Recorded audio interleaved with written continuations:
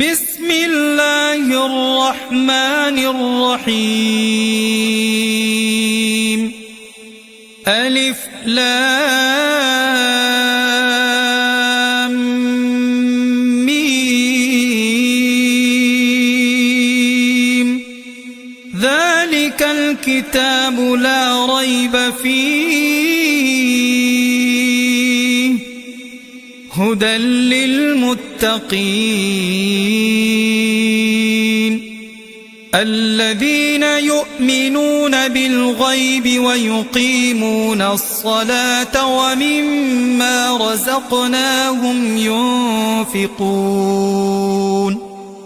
والذين يؤمنون بما أنزل إليك وما أنزل من قبلك وبالآخرة هم يوقنون أولئك على هدى من ربهم وأولئك هم المفلحون إن الذين كفروا سواء عليهم أأنذرتهم أم لم تنذرهم لا يؤمنون ختم الله على قلوبهم وعلى سمعهم وعلى أبصارهم غشاوة ولهم عذاب عظيم ومن الناس من يقول آمنا بالله وباليوم الآخر وما هم بمؤمنين يخادعون الله والذين آمنوا وما يخدعون إلا أنفسهم وما يشعرون في قلوبهم مرض فزادهم الله مرضا ولهم عذاب أليم بما كانوا يكذبون وإذا قيل لهم لا تفسدوا في الأرض قالوا إنما نحن مصلحون ألا إنهم هم المفسدون ولكن لا يشعرون وإذا قيل لهم آمنوا كما آمن الناس قالوا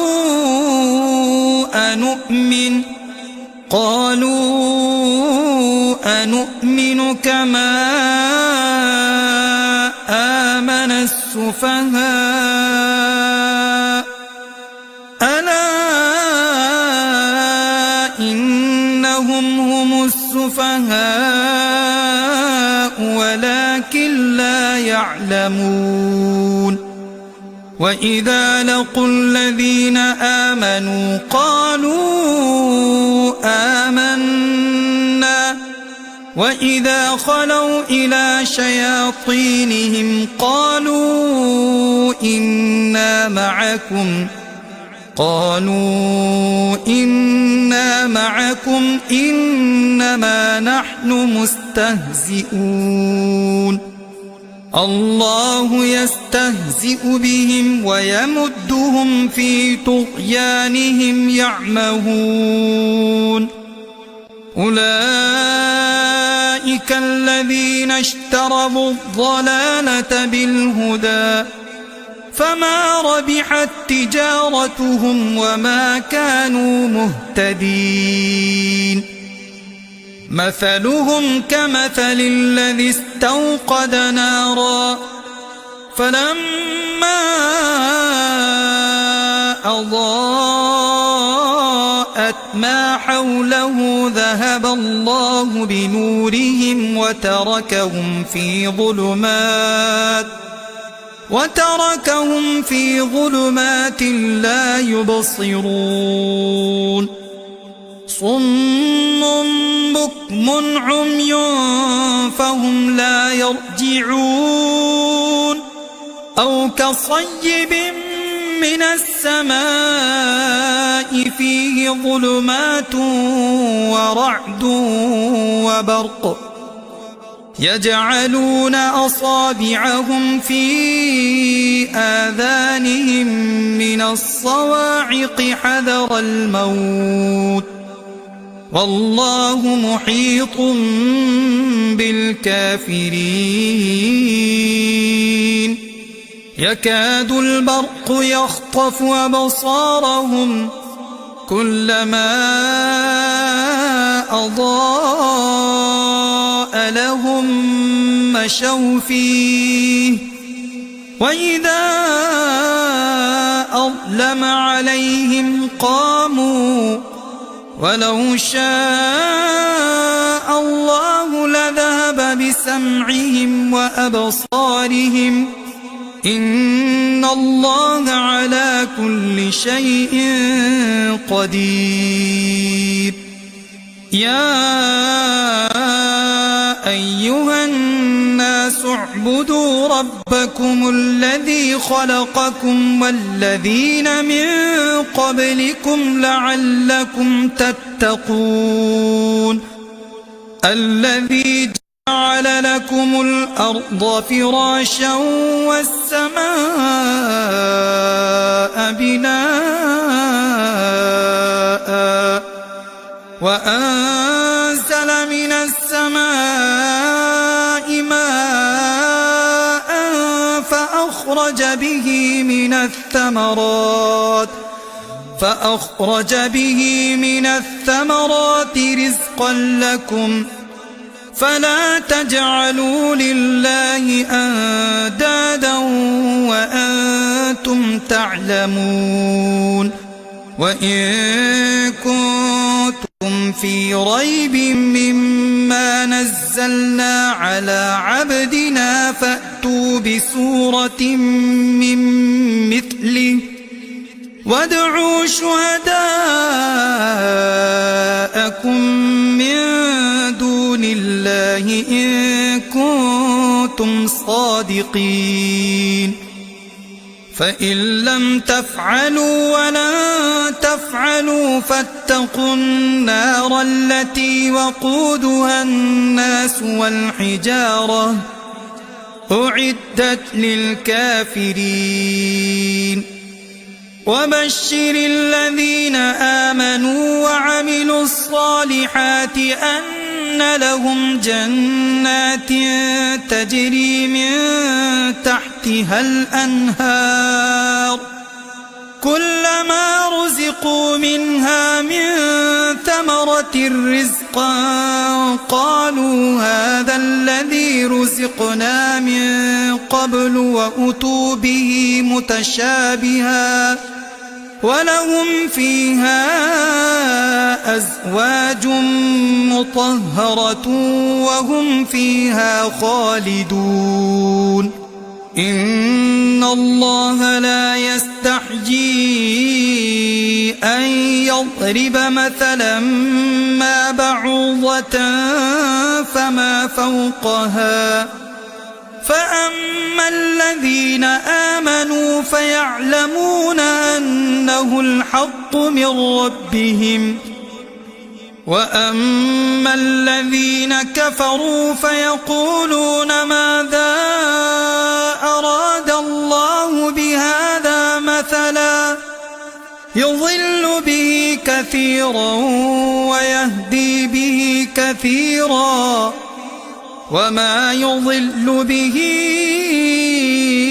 إلا الفاسقين الذين ينقضون عهد الله من بعد ميثاقه ويقطعون ما أمر الله به أن يوصل ويفسدون في الأرض أولئك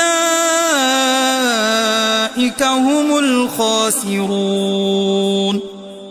كيف تكفرون بالله وكنتم أمواتا فأحياكم ثم يميتكم ثم يحييكم ثم إليه ترجعون هو الذي خلق لكم ما في الأرض جميعا ثم استوى إلى السماء فسواهن 7 سماوات وهو بكل شيء عليم وإذ قال ربك للملائكة إني جاعل في الأرض خليفة قالوا أتجعل فيها من يفسد فيها ويسفك الدماء ونحن نسبح بحمدك ونقدس لك قال إني أعلم ما لا تعلمون وعلم آدم الأسماء كلها ثم عرضهم على الملائكة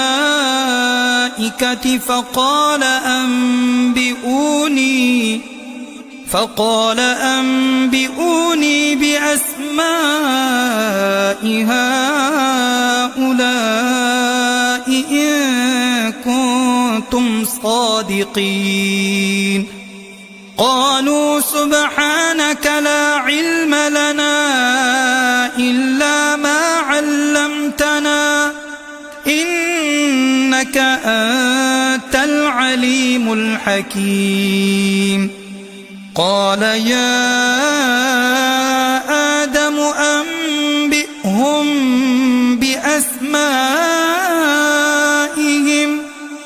فلما أنبأهم بأسمائهم قال ألم أقل لكم إني أعلم غيب السماوات والأرض وأعلم ما تبدون وما كنتم تكتمون وإذ قلنا للملائكة اسجدوا لآدم فسجدوا إلا إبليس أبى واستكبر وكان من الكافرين وقلنا يا آدم اسكن أنت وزوجك الجنة وكلا منها رغدا حيث شئتما ولا تقربا هذه الشجرة فتكونا من الظالمين فأزلهما الشيطان عنها فأخرجهما مما كانا فيه وقلنا اهبطوا بعضكم لبعض عدو ولكم في الأرض مستقر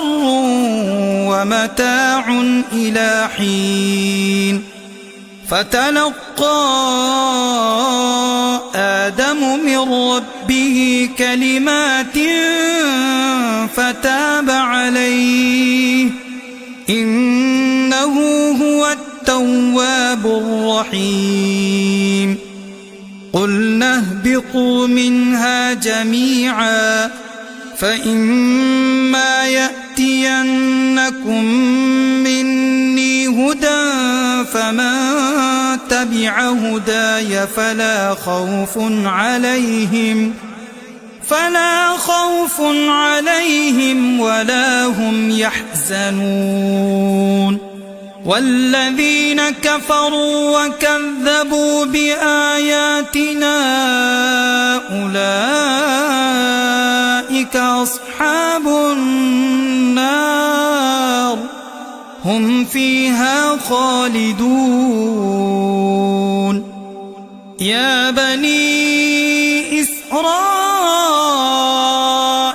اذكروا نعمتي التي أنعمت عليكم وأوفوا بعهدي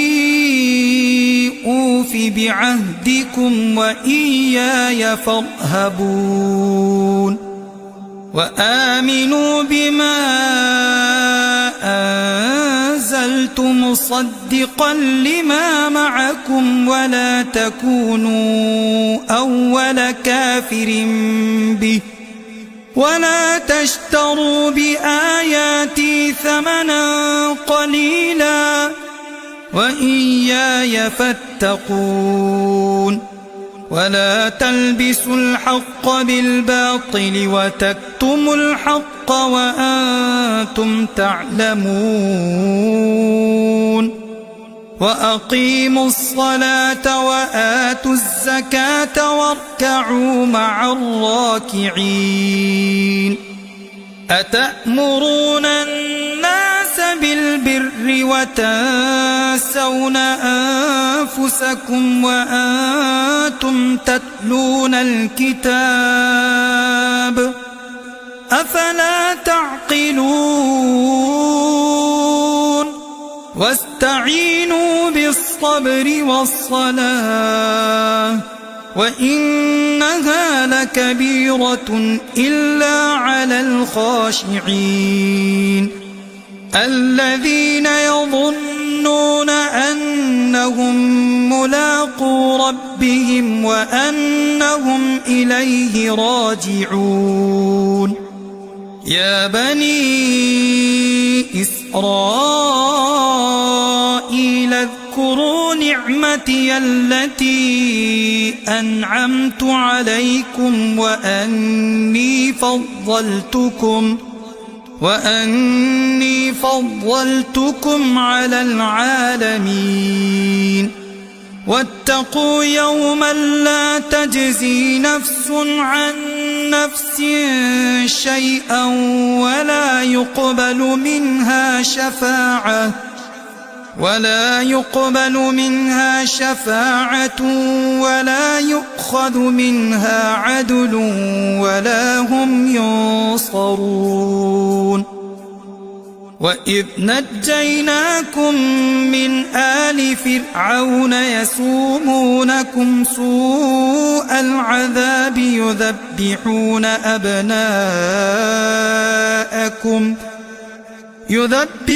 أبناءكم ويستحيون نساءكم وفي ذلكم بلاء من ربكم عظيم. وإذ فرقنا بكم البحر فأنجيناكم وأغرقنا آل فرعون وأنتم تنظرون. وإذ واعدنا موسى 40 ليلة ثم اتخذتم العجل من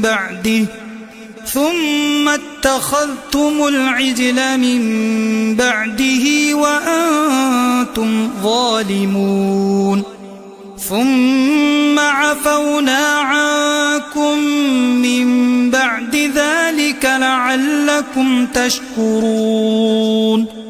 وإذ آتينا موسى الكتاب والفرقان لعلكم تهتدون. وإذ قال موسى لقومه يا قوم إنكم ظلمتم أنفسكم باتخاذكم العجل فتوبوا إلى بارئكم فاقتلوا أنفسكم ذلكم خير لكم عند بارئكم فتاب عليكم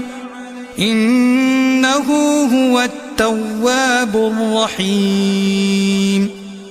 وإذ قلتم يا موسى لن نؤمن لك حتى نرى الله جهرة فأخذتكم الصاعقة وأنتم تنظرون ثم بعثناكم من بعد موتكم لعلكم تشكرون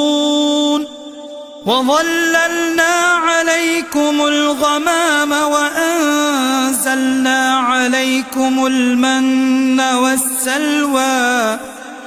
كلوا من طيبات ما رزقناكم وما ظلمونا ولكن كانوا أنفسهم يظلمون وإذ قلنا ادخلوا هذه القرية فكلوا منها حيث شئتم رغدا وادخلوا الباب سجدا وقولوا حطة نغفر لكم خطاياكم وسنزيد المحسنين فبدل الذين ظلموا قولا غير الذي قيل لهم فأنزلنا على الذين ظلموا رجزا من السماء بما كانوا يفسقون وإذ استسقى موسى لقومه فقلنا اضرب بعصاك الحجر فانفجرت منه 12 عينا قد علم كل أناس مشربهم كلوا واشربوا من رزق الله ولا تعثوا في الأرض مفسدين وإذ قلتم يا موسى لن نصبر على طعام واحد فادع لنا ربك يخرج لنا مما تنبت الأرض من بقلها وقثائها وفومها وعدسها وبصلها قال أتستبدلون الذي هو أدنى بالذي هو خير اهبطوا مصرا فإن لكم ما سألتم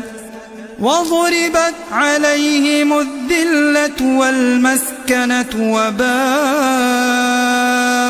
بغضب من الله ذلك بأنهم فلهم أجرهم عند ربهم ولا خوف عليهم ولا هم يحزنون وإذ أخذنا ميثاقكم ورفعنا فوقكم الطور خذوا ما آتيناكم بقوة واذكروا ما فيه لعلكم تتقون ثم توليتم من بعد ذلك فلولا فضل الله عليكم ورحمته لكنتم من الخاسرين ولقد علمتم الذين اعتدوا منكم في السبت فقلنا لهم كونوا قردة خاسئين فجعلناها نكالا لما بين يديها وما خلفها وموعظة للمتقين وإذ قال موسى لقومه إن الله يأمركم أن تذبحوا بقرة قالوا أتتخذنا هزوا قال أعوذ بالله أن أكون من الجاهلين قالوا ادع لنا ربك يبين لنا ما هي قال إنه يقول إنها بقرة لا فارض ولا بكر عوان بين ذلك فافعلوا ما تؤمرون قالوا ادع لنا ربك يبين لنا ما لونها قال إنه يقول إنها بقرة صفراء فاقع لونها تسر الناظرين قالوا ادع لنا ربك يبين لنا ما هي إن البقرة شابه علينا وإنا إن شاء الله لمهتدون قال إنه يقول إنها بقرة لا ذلول تثير الأرض ولا تسقي الحرث مسلمة لا شية فيها قالوا الآن جئت بالحق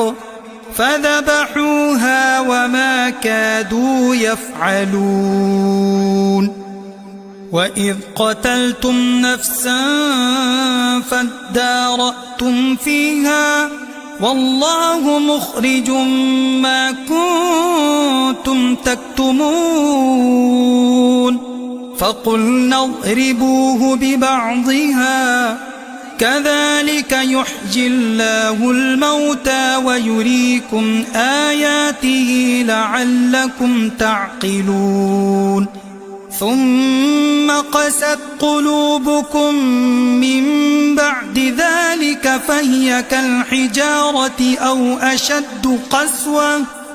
وإن من الحجارة لما يتفجر منه الأنهار وإن منها لما يشقق فيخرج منه الماء وإن منها لما يهبط من خشية الله وما الله بغافل عما تعملون أفتطمعون أن يؤمنوا لكم وقد كان فريق منهم يسمعون كلام الله ثم يحرفونه من بعد ما عقلوه وهم يعلمون وإذا لقوا الذين آمنوا قالوا آمنا وإذا خلا بعضهم إلى بعض قالوا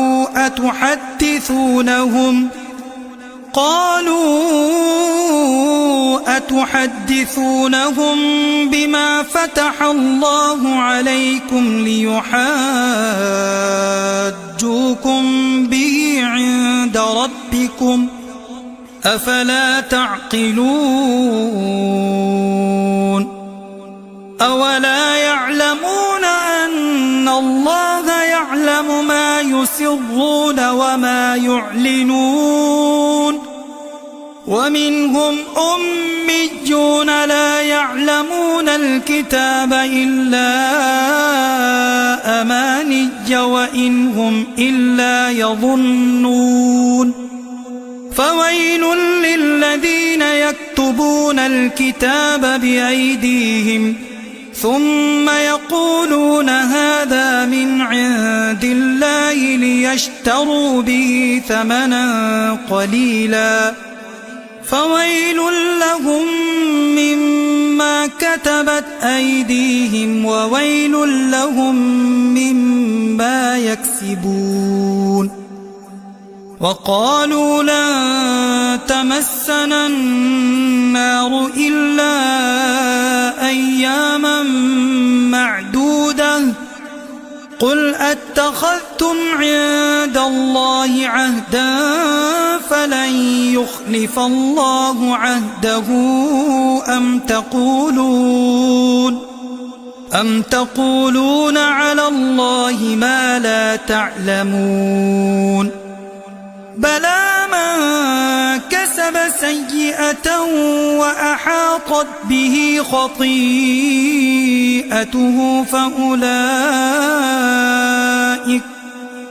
فأولئك أصحاب النار هم فيها خالدون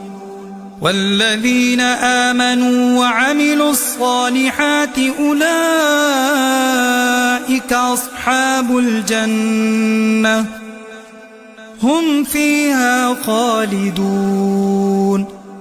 وإذ أخذنا ميثاق بني إسرائيل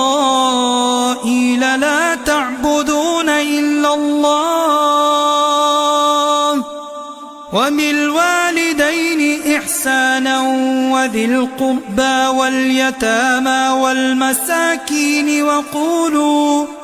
وقولوا للناس حسنا وأقيموا الصلاة وآتوا الزكاة ثم توليتم إلا قليلا منكم وأنتم معرضون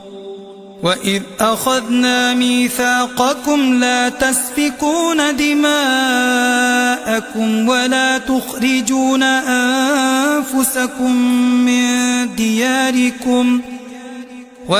تخرجون أنفسكم من دياركم ثم أقررتم وأنتم تشهدون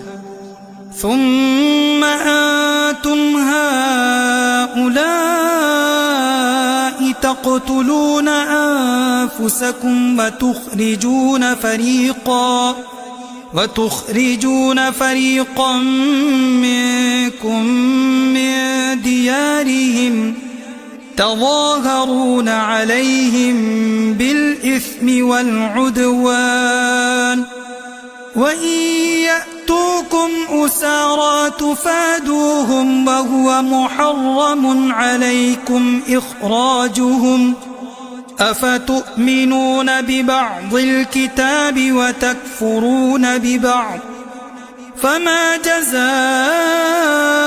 من يفعل ذلك منكم إلا خزي في الحياة الدنيا ويوم القيامة يردون إلى أشد العذاب وما الله بغافل عما تعملون أولئك الذين اشتروا الحياة الدنيا بالآخرة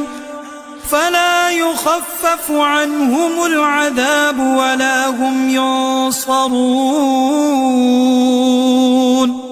ولقد آتينا موسى الكتاب وقفينا من بعده بالرسل وآتينا عيسى ابن مريم البينات وأيدناه بروح القدس أفكلما جاءكم رسول بما لا تهوى أنفسكم استكبرتم ففريقا كذبتم وفريقا تقتلون وقالوا قلوبنا غلف بل لعنهم الله بكفرهم فقليلا ما يؤمنون ولما جاءهم كتاب من عند الله مصدق لما معهم وكانوا من قبل يستفتحون على الذين كفروا فلما جاءهم ما عرفوا كفروا به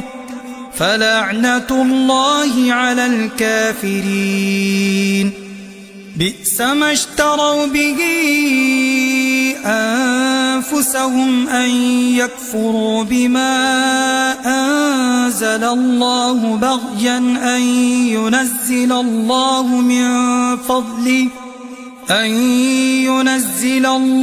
من فضله على من يشاء من عباده فباءوا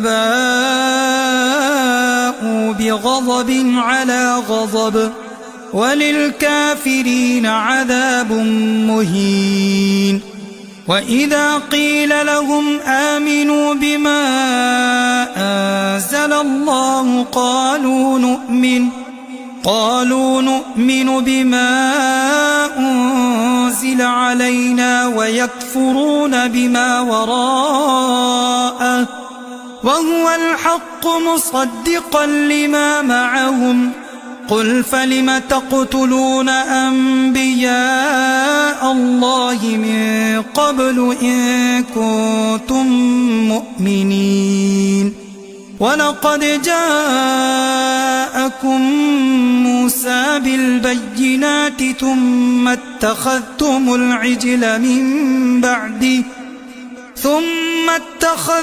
العجل من بعده وأنتم ظالمون. وإذ أخذنا ميثاقكم ورفعنا فوقكم الطور خذوا ما آتيناكم بقوة واسمعوا قالوا سمعنا وعصينا وأشربوا في قلوبهم العجل بكفرهم. قل بئس ما يأمركم به إيمانكم إن كنتم مؤمنين. قل إن كانت لكم الدار الآخرة عند الله خالصة من دون الناس فتمنوا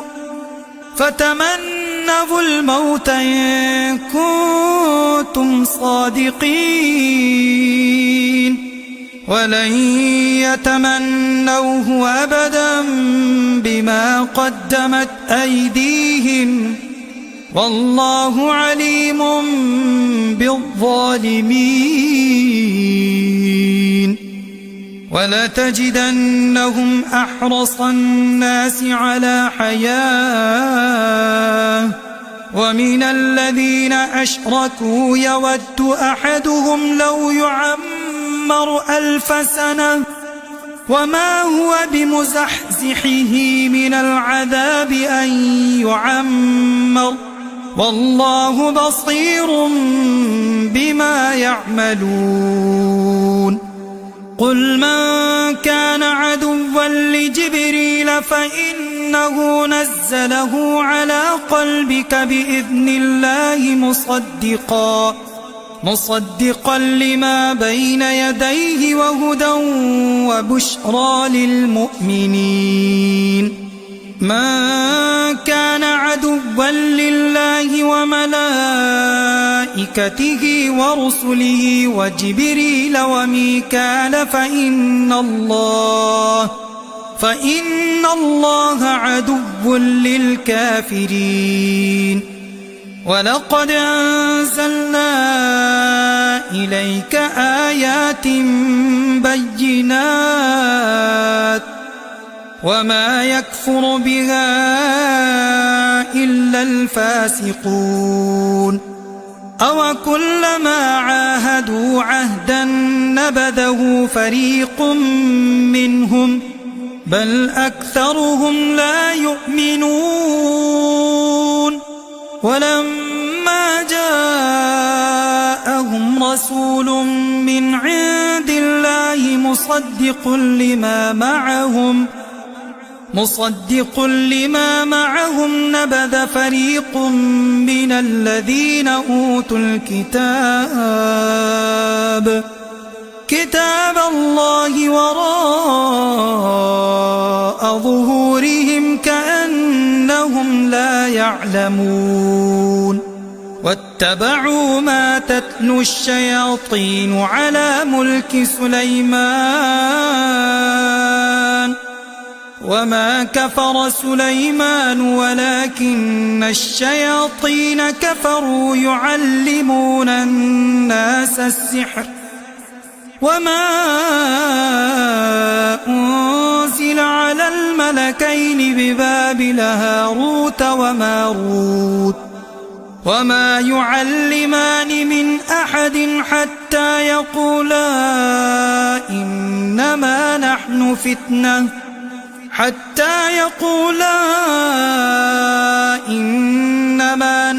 فتنة فلا تكفر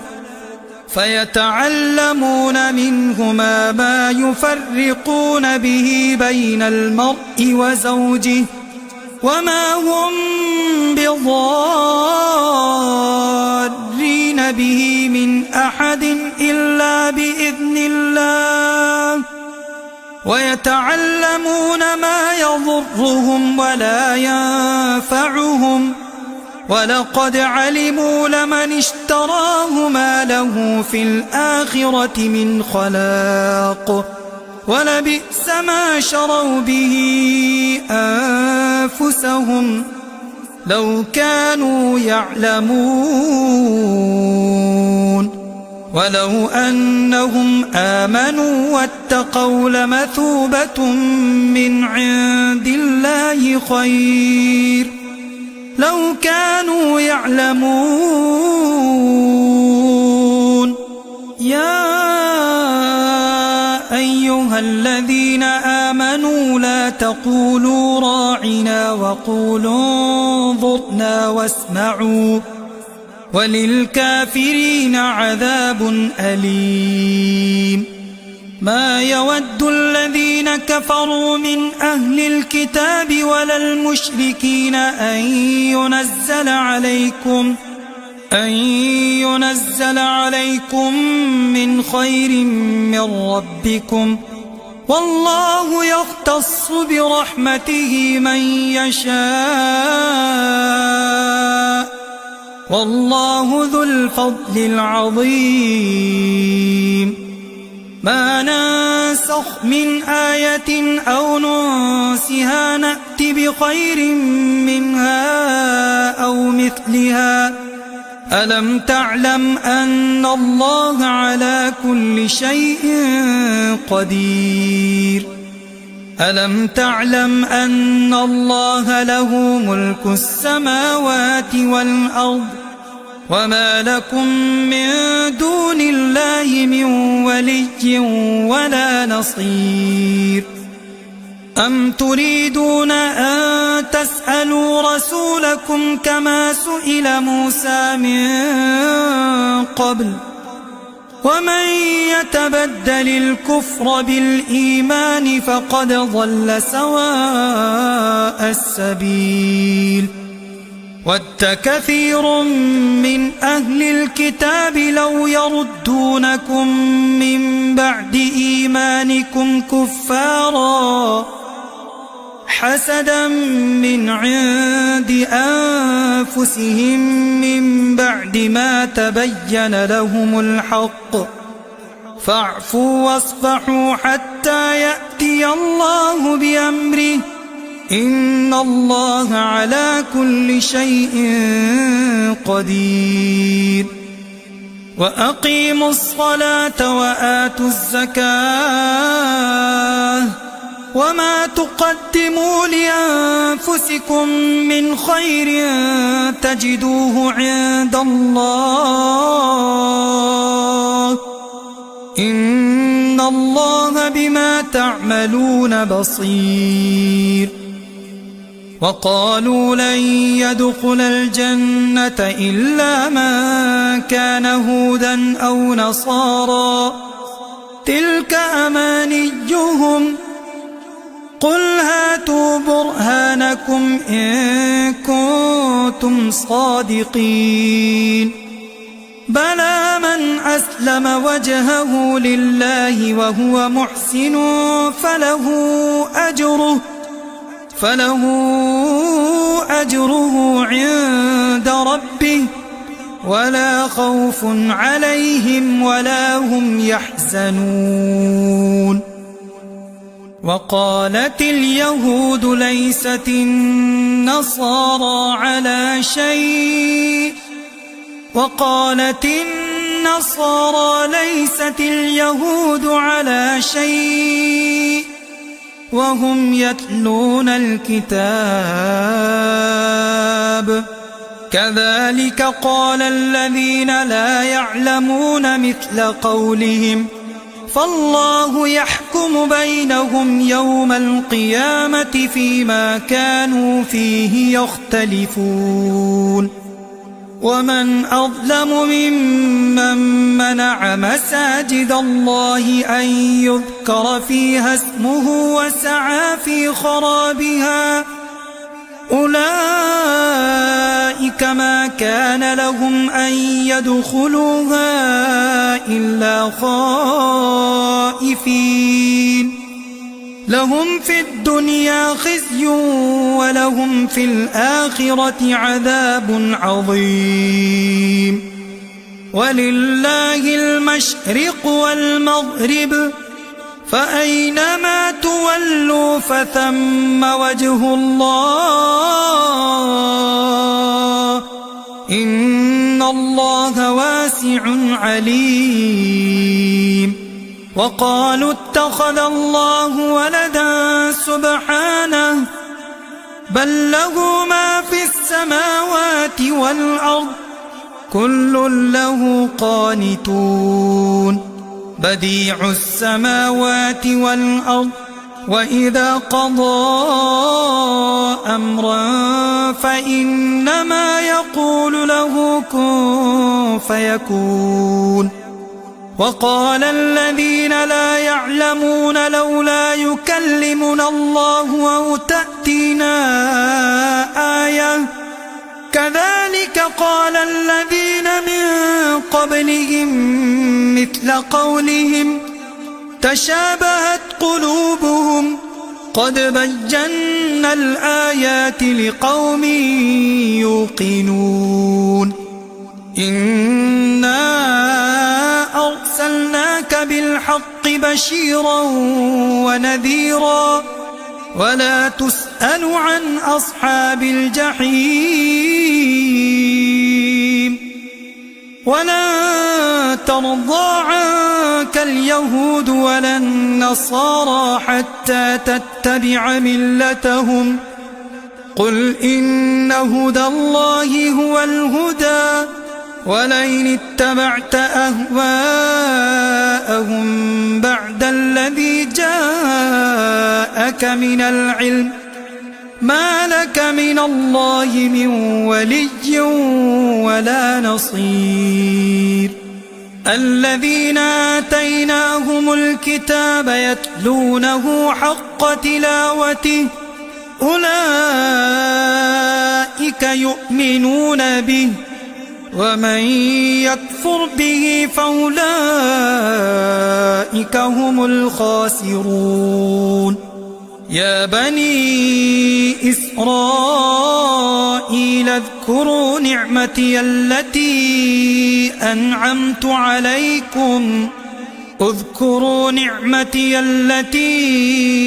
أنعمت عليكم وأني فضلتكم على العالمين. واتقوا يوما لا تجزي نفس عن نفس شيئا ولا يقبل منها عدل ولا تنفعها شفاعة ولا هم ينصرون. وإذ ابتلى إبراهيم ربه بكلمات فأتمهن قال إني جاعلك للناس إماما قال ومن ذريتي قال لا ينال عهد الظالمين. وإذ جعلنا البيت مثابة للناس وأمنا واتخذوا من مقام إبراهيم مصلى وعهدنا إلى إبراهيم وإسماعيل أن طهر بيتي للطائفين والعاكفين والركع السجود. وإذ قال إبراهيم رب اجعل هذا بلدا آمنا وارزق أهله من الثمرات من آمن منهم بالله واليوم الآخر. قال ومن كفر فأمتعه قليلا ثم أضطره إلى عذاب النار وبئس المصير. وإذ يرفع إبراهيم القواعد من البيت وإسماعيل ربنا تقبل منا إنك أنت السميع العليم. ربنا واجعلنا مسلمين لك ومن ذريتنا أمة مسلمة لك وأرنا مناسكنا وتب علينا إنك أنت التواب الرحيم. ربنا وابعث فيهم رسولا منهم يتلو عليهم آياتك ويعلمهم الكتاب والحكمة ويزكيهم إنك أنت العزيز الحكيم. ومن يرغب عن ملة إبراهيم إلا من سفه نفسه ولقد اصطفيناه في الدنيا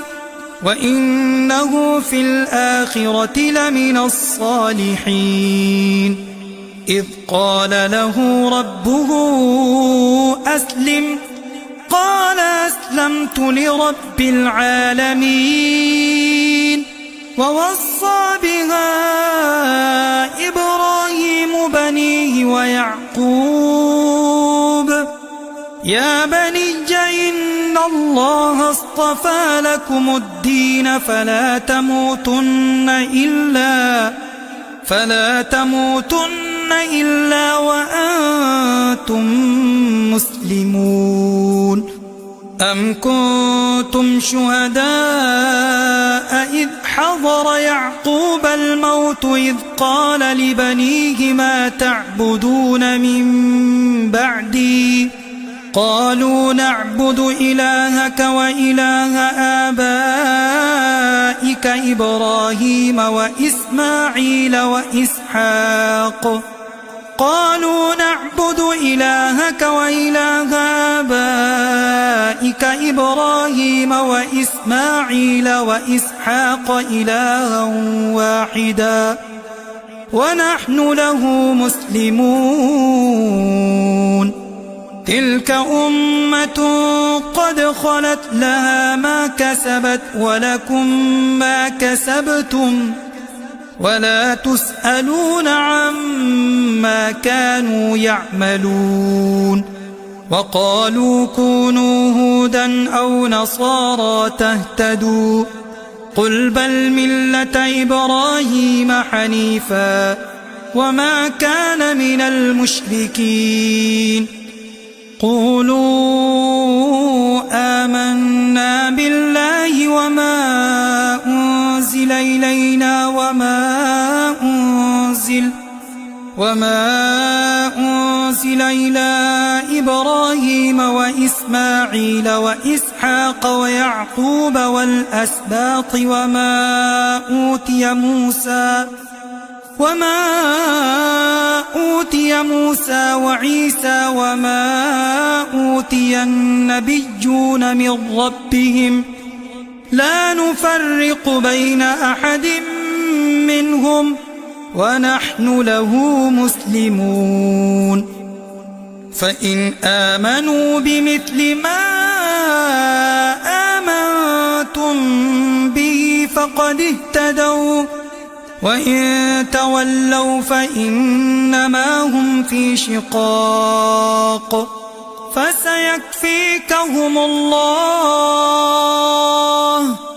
فسيكفيكهم الله وهو السميع العليم صبغة الله ومن أحسن من الله صبغة ونحن له عابدون قل أتحاجوننا في الله وهو ربنا وربكم ولنا أعمالنا ولكم أعمالكم ونحن له مخلصون أم تقولون إن إبراهيم وإسماعيل وإسحاق ويعقوب والأسباط كانوا هودا أو نصارى قل أأنتم أعلم أم الله ومن أظلم ممن كتم شهادة عنده من الله وما الله بغافل عما تعملون تلك أمة قد خلت لها ما كسبت ولكم ما كسبتم ولا تسألون عما كانوا يعملون